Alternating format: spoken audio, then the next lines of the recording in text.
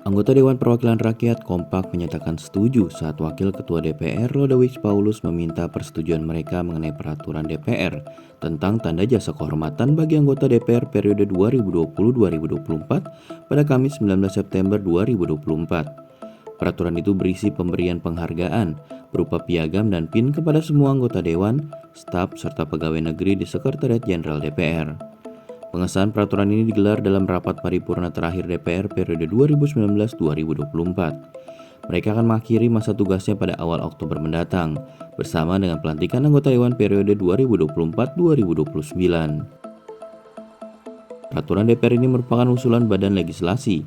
Wakil Ketua Balek Willy Aditya mengatakan, semua anggota DPR akan menerima tanda jasa kehormatan. Politikus Partai Nasdem ini berdalih, tanda jasa kehormatan tersebut tidak disertai pemberian fasilitas ataupun tunjangan. PIN penghargaan yang akan diberikan kepada anggota dewan itu berbahan dasar logam biasa, bukan emas. Sebelum pengesahan, Kepala Pusat Perancang Undang-Undang Badan Keahlian DPR Lydia Suryani mengatakan, peraturan dewan tersebut tidak berhubungan dengan undang-undang tentang gelar, tanda jasa, dan tanda kehormatan. Dia berujar itu penghargaan untuk lingkup internal anggota DPR seperti kehormatan di Lembaga Ketahanan Nasional. Hiruk-pikuk pemberian penghargaan di lingkup internal anggota DPR periode 2019-2024 ini menuai kritik masyarakat sipil. Mereka menilai pemberian penghargaan tersebut merupakan bentuk konflik kepentingan, sebab pemberi dan penerima penghargaan merupakan subjek yang sama. Ketua Yayasan Lembaga Bantuan Hukum Indonesia Muhammad Isnur mengatakan, pemberian tanda jasa kehormatan oleh DPR kepada anggota dewan tersebut sangat subjektif dan tidak layak. Isnur berpendapat, penghargaan kepada anggota dewan di ujung masa jabatannya ini seharusnya didasarkan pada penilaian masyarakat atau lembaga lain. Ia justru menilai penghargaan DPR terhadap anggota dewan itu menunjukkan bahwa kinerja legislator periode 2019-2024 buruk.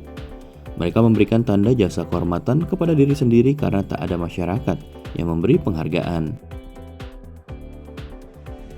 Peneliti dari Forum Masyarakat Peduli Parlemen Indonesia, Lucius Karus, sependapat dengan Isnur.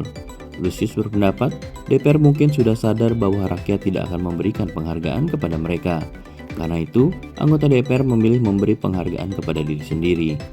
Lucius mengatakan produk legislasi DPR juga sangat minim dalam sisi jumlah, serta sangat rendah dari segi kualitas. Ia mencatat Dewan hanya mengesahkan 26 RUU yang masuk prolegnas selama 5 tahun.